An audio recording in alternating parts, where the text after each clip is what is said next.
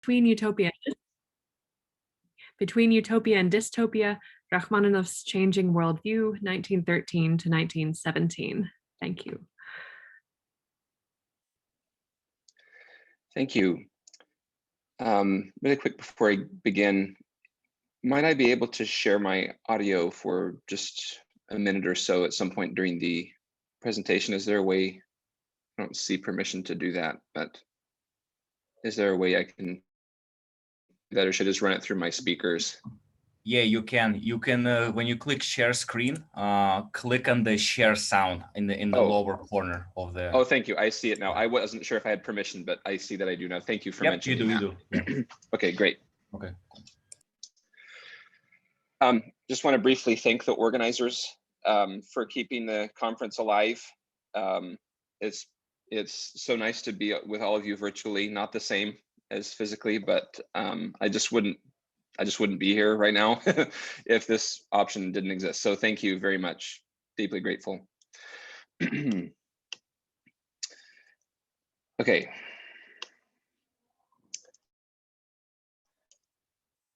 I'm not one of those people who blind themselves to reality and indulge in vague utopian illusions. Rachmaninoff recalled of his decision to abandon Russia just after the Bolshevik Revolution. I saw with terrible clearness that here was the beginning of the end, an end full of horrors, the occurrence of which was merely a matter of time. To Rachmaninoff, who fled to the accompaniment of gunfire, but was spared the privations of the ensuing civil war and Stalinist oppression, Russia had already become a dystopia. With the social and economic underpinnings of his personal wealth and professional success disrupted, and his property seized in turn by an agitated peasantry and the fledgling Soviet government. Turning to piano performance in emigration, Rachmaninoff, the composer, fell silent for a full 9 years before re-emerging with deep scars of disillusionment. The change in Rachmaninoff's style following his emigration began eliciting comment in print just years after his death in 1943. But its sources in his life hardly have at all. The material and psychological impact of the revolution and his emigration on his person were, of course, well known from the start. But scholars have tended to consider his stylistic change in the abstract, while the public prefers to view his pre-emigration music through a post-emigration lens. What the documentary record and his music itself suggest is that it was events from 1913 to 1917 that altered his worldview and elicited the change in his style, namely a string of deaths, a musical identity crisis, and compounding societal chaos. I'm just going to interject off script here that this is going to be mainly a biographical paper, but I'm trying to bring into a single narrative a number of scattered primary sources that aren't normed together in the context of his stylistic evolution. So I'm sorry if the story may sound familiar to you, and it'll be great if I'm introducing anyone to some of these facts, but that's my objective here. Rachmaninoff's oeuvre provides the primary clue that the period from 1913 to 1917 was biographically pivotal for the subsequent development of his style. Absent from his stylistic path are the type of seismic shifts that are characteristic of Stravinsky, for example. But a comparison of any large work composed through 1913 with any of those that were composed after 1917 suggests a sea change in the domain of worldview. Further, Rachmaninoff himself once implied that the music he composed after leaving Russia was different from the music that he had composed before. Certainly, I still write music, he told the London Daily Telegraph in 1933. But it does not mean the same thing to me now. His music's meaning changed as the familiar lyrical elements of his established style became objectified by increased dissonance, terser melodicism, clearer textures, and foreshortened climaxes. Differences between his equally beloved Piano Concerto No. 2 in C minor and Rhapsody on a Theme of Paganini illustrate these changes clearly. Both begin with a chromatic progression of 9 chords over a pedal point, but the sound and effect of each are completely different. The concerto opens ominously with richly voiced harmonies that toll like Russian bells in a euphonious crescendo, but exude sensuality in their sinuous inner voices. These lead to a melancholy and famously long-breathed melody that lasts, in the composer's brisk recordings, a full 1.5 minutes. Only the first of many protracted themes that mark the progression of the work. It ends, like Tchaikovsky's first and the Grieg before it, with an almost frenzied climactic presentation of a grand lyrical theme in a manner that seems to suggest a Beethovenian major key triumph over fate, driven by transcendent love of Wagnerian sort. The Rhapsody, by contrast, opens puckishly, with dissonant, mostly non-functional chords that form a chromatic prolongation of the tonic harmony. I can unpack that later if someone wants. These introduce, quite literally, an anti-theme, a pithy skeletal variation on an already compact theme not yet presented, and which lasts a mere 21 seconds in the composer's recording. Like the concerto, it sounds a note of sensuous triumph, not the end, but 2/3 of the way through in the famous 18th variation, where it stands objectified by the seething chromaticism of the 17th variation and the cool virtuosity of the 19th. Seemingly true to form, the work at last hurtles toward its conclusion in familiar torrents of interlocking chords, only to stop short, extinguished whimsically by the composer in an altogether aloof, perfect authentic cadence. So, by way of reminder, I'm gonna just share with you some of these moments in case it's been a while since you listened to them. Let's see here. Okay, so these are both Rachmaninoff's recordings. Here's the opening of the second piano concerto, 1929 recording. Hopefully you can hear it.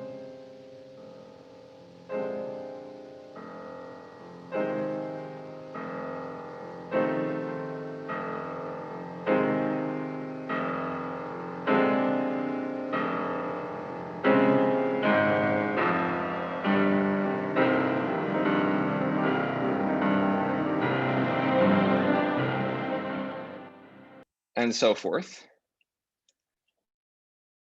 I like this opening. It's kind of reminds me, we've got two Kuchkis tropes going on there, right? The bell tolling with the oscillating, the registers, and then also kind of that chromatic sensuality, you know, the Balakarevian kind of thing going on there. Okay, now here's the opening of the Rhapsody. Just a moment.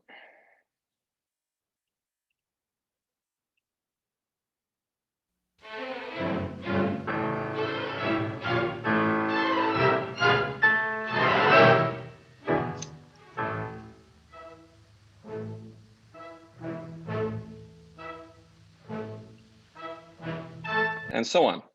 Okay, so I think it's easy to take for granted the stylistic affinity between these two periods, but if you look at them critically, there's plenty different to point out. That's all I'm saying. Yeah, I think maybe Prokofiev said it best. You know, you heard Rachmaninoff give a performance in 1931, and he said, "This is not the old Rachmaninoff. This is of his Corelli variations." Okay, back on script. But what lay behind this stylistic change? First, a string of deaths that heightened his sense of mortality. Having lost 2 sisters in childhood to separate illnesses, he was no stranger to death. But in middle age, it attained new significance. One death in particular appears to have first triggered a change in his psyche, that of the French pianist Raoul Pugnot, who died in Moscow in January 1914. Pugnot had undertaken a lengthy Russian tour in ill health, apparently to afford medical care, only to arrive too ill to perform. Desperate not to cancel the tour, he petitioned Rachmaninoff to appear in his stead, but the composer was busy preparing for his own international tour and declined, apparently not realizing the severity of Puño's condition. Puño died just 11 days later, too poor even for his body to be returned to France. That job fell to a talented student who had accompanied him by the name of Nadia Boulanger. Let's see. Rachmaninoff's sister-in-law, Sophie Satin, recalled that Puño's unexpected death, quote, in isolation, with neither friends nor help, in some hospital, struck Rachmaninoff strongly. It seemed to him, she continued, that some sort of catastrophe might also happen to him in England, and that he would never return home. Return he did, but in 1915, two musical colleagues suffered untimely deaths. In April, his contemporary and former classmate Scriabin deteriorated from perfect health to death in just 3 days from an infected whisker. The only record we have of Rachmaninoff's reaction to this is a composition, his Etude Tableau in C minor, opus 39, number 7, deeply morose composition featuring pained outcries. So if his music is any indication of his feeling on the occasion, then we have a pretty clear indication that it was a sad occasion for him. Very interesting piece. Not 6 weeks later, Rachmaninoff and Scriabin's former professor at the Moscow Conservatory, the composer Sergei Taneyev, died after catching cold at Scriabin's funeral. Rachmaninoff had sought out his mentorship well beyond his conservatory years, and his death, according once again to Satin, made a deep impression on Rachmaninoff. Here, though, we have Rachmaninoff on the record, and the poignantly succinct statement that he sent to the newspaper Ruskiye Vedomosti speaks for itself. I am deeply sorrowed by the untimely passing of Sergei Ivanovich Taneyev. I will treasure his bright, precious memory to my last days. Recalling a conversation that she shared with Rachmaninoff in November 1915, his friend, the poet Marietta Shaginian, attested that Scriabin's and Taneyev's deaths contributed directly to an outright fear of death in the composer, not just grief, in other words, but an altered worldview. It was a very unusual conversation, Shaginian recalled. After dinner, which Rachmaninoff hardly touched, he slouched as usual in our old armchair and asked me in a very troubled and tentative tone, how do you regard death? Do you fear it? 2 deaths in a row, Scriabin and Taneyev, affected him terribly, this is Shaginian. And around this time, he also came across a popular novel about death and suddenly felt ill with its terror. I used to be a little afraid of everything, bandits, thieves, epidemics, could just add pandemics right in there. But those can at least be defeated, Rachmaninoff says. What's at play here is uncertainty. It's scary to think that something might exist after death. Better to rot, to disappear, to cease to exist. But if something exists beyond the grave, now that's frightening. What scares me is the uncertainty, the unknown. Rachmaninoff had other sources of uncertainty as well. What had begun as a slow trickle of ultramodernism, as he called it, around the turn of the century, now swelled into a tide that couldn't be ignored, making it difficult to continue in his native romantic vein. He had already publicly disavowed Richard Strauss and Debussy in 1909, but now there were Schoenberg, Stravinsky, and, making big waves in Russia until his death, Scriabin himself. Scriabin especially brought the fight home when he returned from abroad in 1909 to compose his most challenging works of all. Russian musical life did not look on the two contemporaries indifferently. Scriabin embodied the new, and to some promised to usher in, by virtue of his music, a new reality, one might even say utopia. Vyacheslav Karategin, a rising St. Petersburg critic with a penchant for modern music, had already delivered an unequivocal assessment of the two Muscovites as early as 1913. In Karategin's view, the two represented a paradox by which Rachmaninoff sounded sincere but affected, and Scriabin appeared affected but sounded sincere. He viewed Scriabin as the more authentic of the two.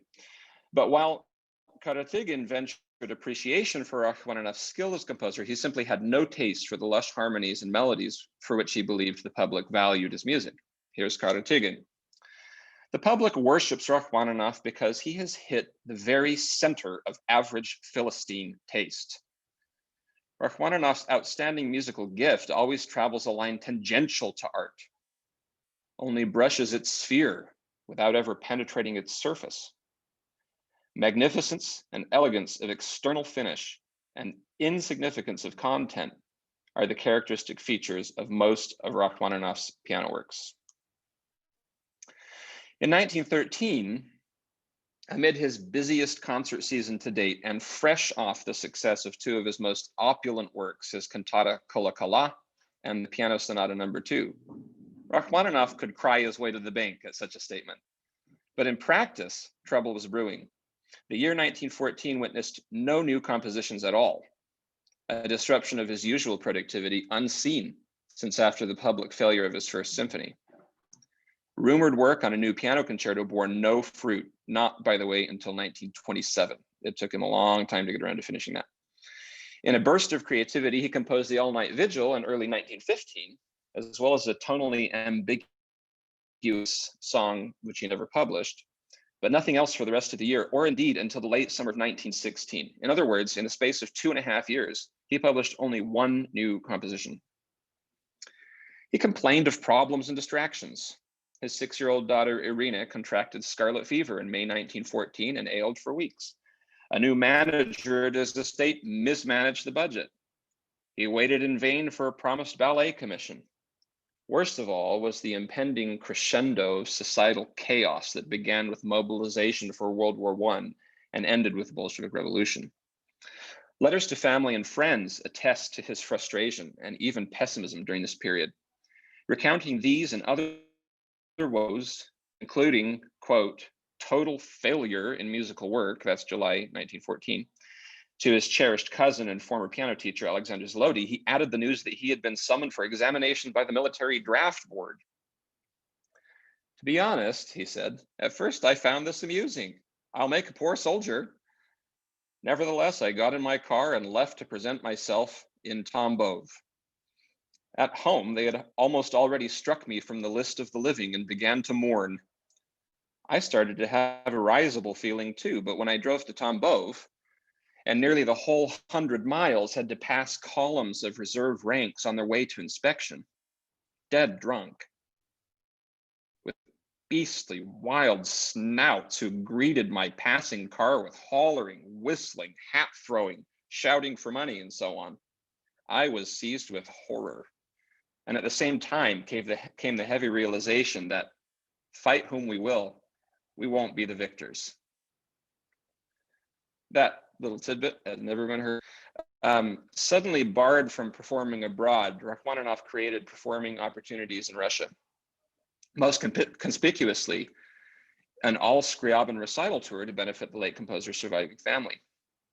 The outrage that his romantically grounded interpretations stirred in Scriabin's admirers is well known. But once again, insight from Shiginian suggests that more seismic shifts were afoot, that Rachmaninoff may have viewed his Scriabin project as an escape from criticism of his music, and that he was beginning already in 1915 to view himself more as a pianist than as a composer. The standard narrative is that he became a pianist in 1918 out of necessity, having left the country, but this suggests otherwise. The conversation between them occurred in late October 1915, just days before their conversation about death related earlier. On this occasion, she reported that Rachmaninoff joked that critics were now terribly satisfied with him and praised him in every way, since everywhere they now wrote Rachmaninoff the pianist and struck the word the composer. He said that he would only play and stop composing, since he would never write anything better than Kolokala anyway. In retrospect, it seems unsurprising that his music identity crisis was far from over. He experienced some arthritic pain in his hand the following spring and retreated to mineral baths to recuperate, where he met once again with Shiginian. She found him at rock bottom. He looked completely worn down and exhausted. For the first time in my life, I saw tears in Rachmaninoff's eyes. He wiped them away several times during our discussion, but they returned each time. I had never seen him in such complete despair. His voice broke the whole time. He said that he wasn't working at all, even though work had always gone well before at Ivanovka, that's his estate, in the springtime. That he had no desire whatsoever to work, and that he was tormented by a knowledge of his own inability to create and the impossibility of becoming anything greater than a famous pianist and mediocre composer. If I'd always seen myself that way, it wouldn't trouble me so much. But in my youth, I had real talent. If only you knew how easily, casually, almost jokingly, I could, taking my place at the piano, create anything, begin composing in the morning and have it all written out before evening. You see, the need to create is still there, but the desire to realize it, the ability to realize it, all this has vanished forever. So much for not composing anymore. Resuming a years-old tradition between them, Shiginian then produced a notebook into which she had copied some modern Russian poems for his consideration as song text. Thanks for the reminder on the time. I'm just about done. The song texts appear to have worked, for in spite of arriving home to learn that his father had just died in advance of a long-awaited reunion, that fall Rachmaninoff produced two of his finest opuses, the 6 poems, opus 38, and 9 etudes tableau, opus 39. This compositional improvement ultimately served as a counterpoint to worsening societal conditions in Russia. As prospects for anything resembling a military victory in World War I grew fainter each day and defected in large numbers, the Tsar abdicated in 1917, and the State Duma assumed provisional authority. It was too little too late. Upon returning to his summer estate to begin the spring planting, Rachmaninoff encountered a highly volatile peasantry. These warned him it would be best to leave, which he shortly did, never to return. Another letter to his cousin Ziloti that summer vividly captures the fear and frustration that he felt at this historic juncture. I've spent virtually everything that I've earned in my life on my estate, Ivanovka. About 120,000 is located at Ivanovka right now. On all this, I have placed a cross and consider it a wash. Besides that, conditions of life there are such that after spending 3 weeks there, I decided never to return. Everyone around me says I should leave Russia temporarily, but where and how? And is it allowed? Can I count on receiving a passport with my family, at least to Norway, Denmark, Sweden? It doesn't matter where, anywhere. Alas, the desired exit visa didn't come, leaving Rachmaninoff with no alternative but to retreat with his family to their Moscow apartment, where they remained virtually trapped as the October Revolution engulfed the city. Dabbling in composition by day to the accompaniment of scattered gunshots, he served on the mandatory building watch by night. Before his eyes, the very streets that had for most of his life represented stability and opportunity had devolved into a dystopia from which escape represented his only hope for security. And so it was. But the work he produced before leaving Moscow, 3 cryptic piano pieces and a revision of his first concerto, bear witness to a musical language first fragmented, then rising anew. Perhaps any one of the challenges he faced between 1913 and 1917 might not have affected his style, but together they exerted a mounting pressure that forced him to confront uncertainties not only about death, but about life and its relation to his dual identity as a pianist and a composer, indelibly shaping his musical legacy for the remainder of his life. Thank you.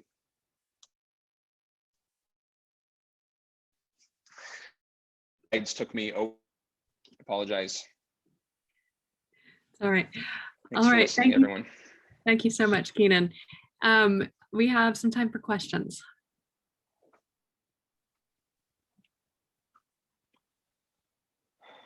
Not making a lot of connections to other composers or theory or whatever, so don't feel like you have to dig, but I'm happy to answer anything you might wonder about.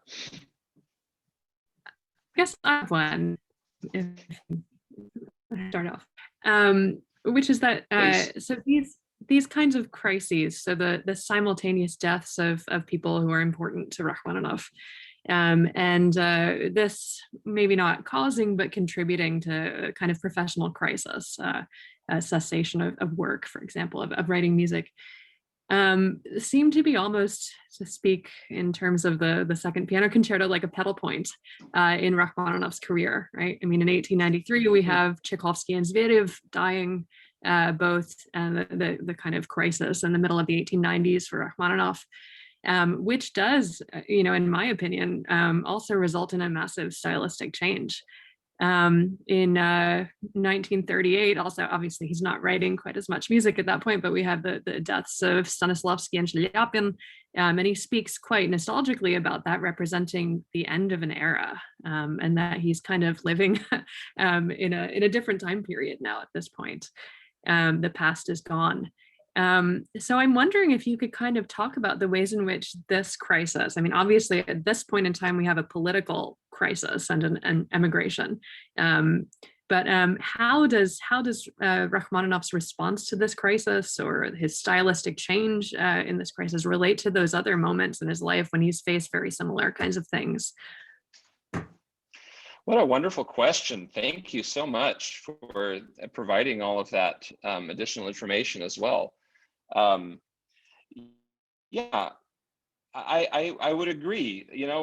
I think what sets apart this particular moment from either of the other ones that you mentioned is simply the global nature of the shifts occurring.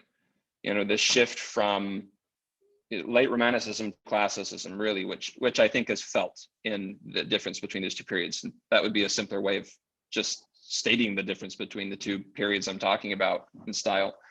And also the political nature of it. He was really, with Tchaikovsky and Zverev, he's saying, obviously with the trio Elegiac No. 2 dedicated to Tchaikovsky, he's saying goodbye to mentors. But, here he's saying goodbye. Well, I skipped a paragraph, but, Sophie Satin says, many believed that the upheaval in Russia was temporary, but Rachmaninoff thought it was the end of old Russia, and that for him as an artist, there was nothing left to do but abandon the homeland. So for him, it was a question of losing an entire dimension of his identity, not just a working base, And so I think that where there are ideas about representations of nostalgia or bitterness or so forth in his later music, I think that that's an emblem of this particularly trying nature of this period. Yeah, I think after thinking of that, after the Shlyapin, the Stanislavski, that I'm so glad you mentioned that end of an era thing. There too, what did he do after that? He tacked on a couple of changes to the Third Symphony or in the orchestration. He finished he composed the symphonic dances, maybe finishing an earlier project. He revised the Fourth Concerto again, a couple of transcriptions, but I think he was mostly finishing up by that point, and claimed that his recitals were what was keeping him alive. So I think this is maybe a clearer, this moment allowed for a clearer reflection in the change of his style than the other periods. I'm just going on very long about your question. Sorry about that. All right, other questions?